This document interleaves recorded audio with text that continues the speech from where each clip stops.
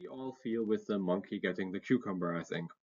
I think the monkeys in Frans de Waal's video teach us that inequity aversion is very real.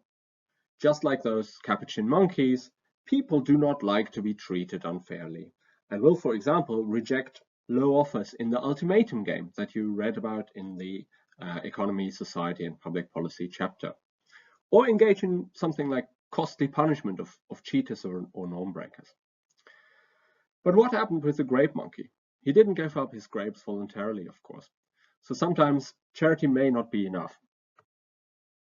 If you followed up on some of the research in the ESPP chapter, you will have noticed that many of these experiments are, of course, done with college students, and the stakes are really, really low. So people get paid a few dollars or a few dozen dollars at best in those experiments. And there are some questions about external validity.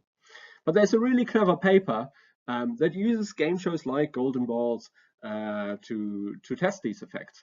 And unfortunately, it shows that if the stakes get higher, people act more in line with the expectations of the game theorists and more selfishly.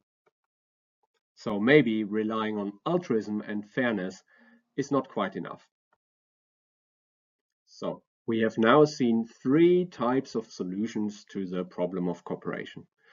But perhaps the one that is most obvious in the political science department is, of course, external enforcement.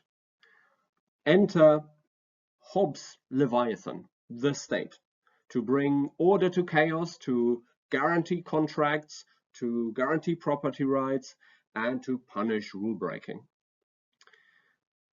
And the production of public goods is, of course, the traditional rationale for the very existence of the state. So, in the next video, we will think about how economists think about efficient public good production by the state, even if there is no market.